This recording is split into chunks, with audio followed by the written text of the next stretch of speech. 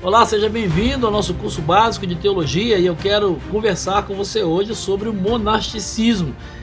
Vamos retomar aqui um pouquinho desse processo histórico. Você deve se lembrar, nós já estudamos que lá no quarto século, precisamente a partir do ano 311, depois 313 com Constantino no Edito de Tolerância e no Edito de Milão, e depois com Teodósio no ano 380 com o Edito de Tessalônica, o cristianismo se torna a religião oficial do Império Romano.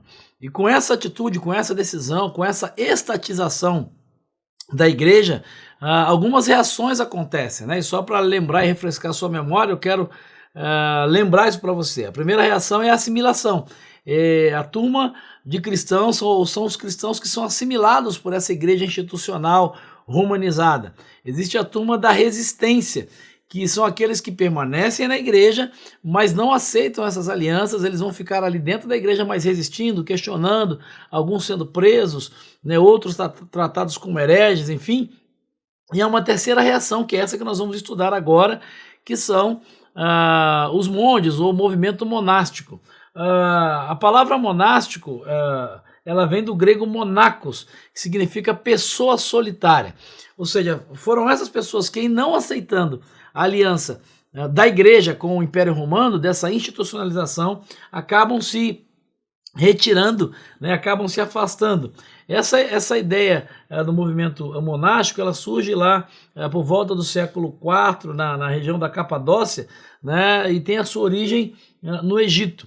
Historicamente é considerado o pai dessa vida eremítica, dessa vida monástica, Antão, que é conhecido como Santo Antão, né? Existem até cidades aí no Brasil, a Vitória de Santo Antão, por exemplo, é um nome dado em homenagem a ele, mas esse líder cristão à época, a data até por volta do ano 356, é tido aí como o pai dessa vida eremítica, o pai dessa vida monástica, dessa vida solitária cristã. Né, eles migram, vão para o Egito, para uma vida solitária, para uma vida de deserto, e o discípulo dele, chamado Pacômio, que vai liderar esse movimento aí também no quarto século, ele vai fazer uma mudança, ele vai começar a introduzir essa vida em comunidade, dando origem aos primeiros mosteiros. Então, o monasticismo é um movimento que começa, até pela etimologia ou pelo significado do seu nome, como uma fuga a essa vida comunitária da igreja, uma vida solitária, por ser uma reação a essa aliança da igreja com o império. Mas com o passar do tempo, né, esses monges acabam se unindo, acabam se reunindo, né, e Pacômio então vai começar a organizar esses grupos, né, e começa então essa vida comunitária, começam a ter origem, né, os mosteiros, as ordens monásticas. Quando a gente vai falar de organização desse processo, a gente não pode esquecer de um personagem chamado Basílio, ou São Basílio, né, que data aí de 397. São Basílio, ou Basílio, é considerado o grande legislador do Oriente. Ele é autor de uma das mais antigas regras monásticas, né? O que eram as regras? Eram normas que eram criadas para disciplinar essa vida monástica, essa vida em comunidade, né? Havia orientação para a oração, para a leitura da Bíblia, para o cuidado com o corpo, etc. Né? E o monasticismo oriental, ele começa primeiro, ele é mais antigo, né? E existe aí algumas diferenças entre o monasticismo do Oriente e o monasticismo do Ocidente. Essa vida monástica começa no Oriente, até pela característica, né, dos orientais, enfim, por uma questão cultural. Esse monasticismo oriental, ele tem algumas características muito distintas, muito peculiares. Por exemplo, né, quando a gente vai e olha e observa a vida monástica no Ocidente, ela é muito mais prática, existe uma praticidade. Então, por exemplo, no monasticismo oriental, o jejum extremo é uma prática comum. Né? A ideia de você abrir mão dos prazeres e fazer o seu corpo sofrer e submeter, porque quanto mais o corpo sofre, esse é um conceito oriental, mais você desenvolve a sua espiritualidade.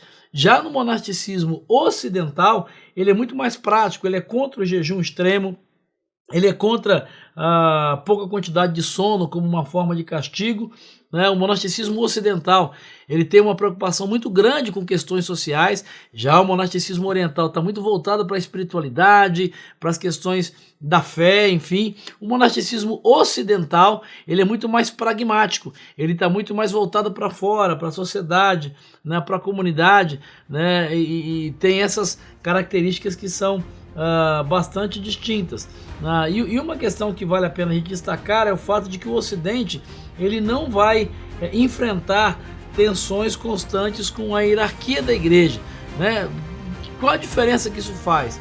Né? O que isso tem a ver com o restante da história da igreja? Sobre isso a gente vai conversar no próximo bloco.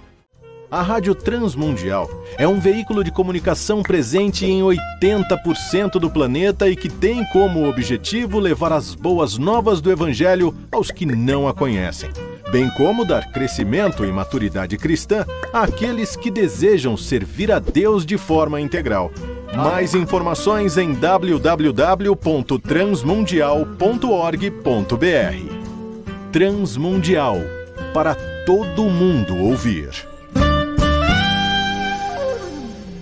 É uma alegria muito grande nós apresentarmos a você a Faculdade Teológica Batista de São Paulo, que desde 1957 tem capacitado líderes, homens e mulheres, para que conheçam a palavra de Deus, para que conheçam a teologia, para que conheçam a prática ministerial e também saibam interpretar esse mundo para a igreja. Venha conhecer a faculdade, venha assistir uma aula aqui conosco sem compromisso.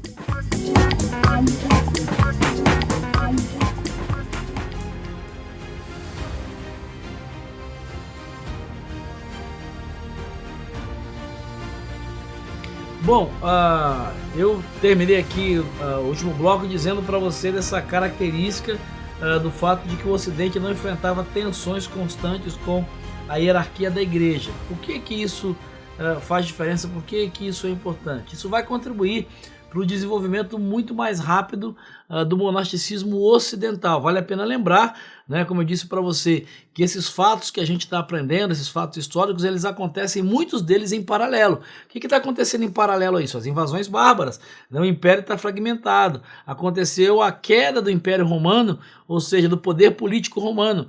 Não há mais um poder político centralizado, a figura do imperador no Ocidente. Então, há um fortalecimento da figura da igreja, um fortalecimento da religiosidade, né? E a igreja não precisa ficar disputando poder, o que já não acontece na parte ocidental, que tem lá o imperador em Constantinopla. Existe essa tensão. Isso vai facilitar a organização e o crescimento do monasticismo ocidental, que vai, apesar de ter começado depois, vai se desenvolver muito mais rápido. E um personagem que a gente precisa conhecer e que nos ajuda muito a entender esse processo é Benedito de Núrcia, ou Bento de Núrcia. Ele é o fundador do movimento ocidental. Ele nasceu em Núrcia por volta do ano 480, estudou na cidade de Roma, e com cerca de 20 anos de idade, ele se decepcionou com o caos em que Roma se encontrava, né? E aí, lembrando, que caos é esse? Invasões bárbaras, paganização, né? Existe aí um processo todo que está acontecendo com a igreja, e isso choca, né? Isso mexe, e ele resolve então viver uma vida monástica. Ele é alguém que faz parte dessa reação de fuga, e ele vai viver então durante 3 anos numa caverna, conhecida como a caverna de Subiaco. Para ele, o que é interessante é que para ele a vida monástica não consistia em você destruir o corpo, mas você cuidar do seu corpo, né, para que ele se tornasse pronto para ser um instrumento a serviço de Deus. Ele envolve outras pessoas nesse processo, ele atrai outras pessoas para esse tipo de vida monástica, e ele acaba então organizando e instituindo 12 conventos, onde residiam em cada convento 12 monges em cada um, né? Mas isso não durou muito tempo devido às circunstâncias que foram bastante desfavoráveis. Depois de algumas tentativas de organizar esse processo, o que vai acontecer?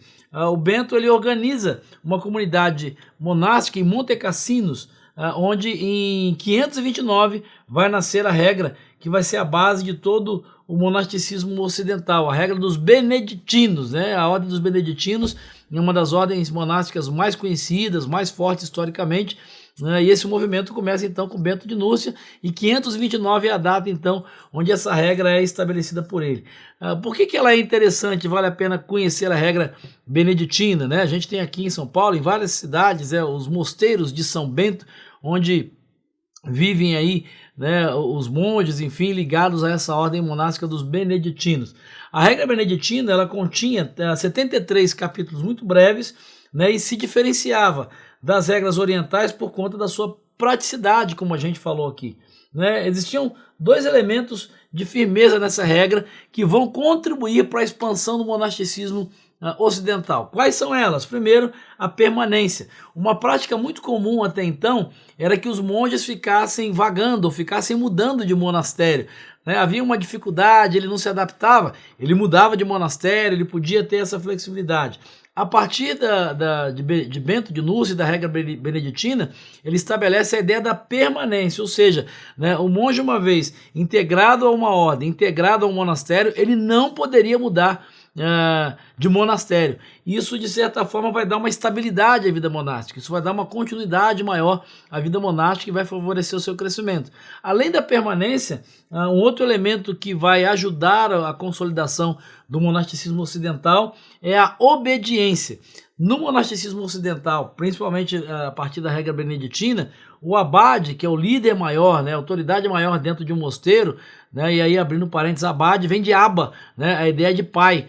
Então o abade, que era o líder maior do mosteiro, na regra beneditina, ele deveria ser obedecido inquestionavelmente. Então você, de certa forma, dá uma autoridade muito maior a esse líder, você estabelece uma disciplina muito mais forte, muito mais rigorosa, flexibiliza menos a transição. Então esses dois elementos são importantes para você entender o crescimento da vida monástica ocidental: permanência e obediência. E algumas coisas são muito mais claras nessa regra. Por exemplo, a disciplina era muito clara, mais flexível, né? A ideia de que era uma regra feita para homens sujeitos a erros. Havia uma insistência no trabalho físico, onde todos deveriam participar. A exceção eram os doentes, os idosos e os meninos. E o que é interessante é que ele estabelece que a principal atividade dentro da regra monástica ou da vida beneditina deveria ser a oração. E todos os salmos deveriam ser recitados no transcorrer de uma semana.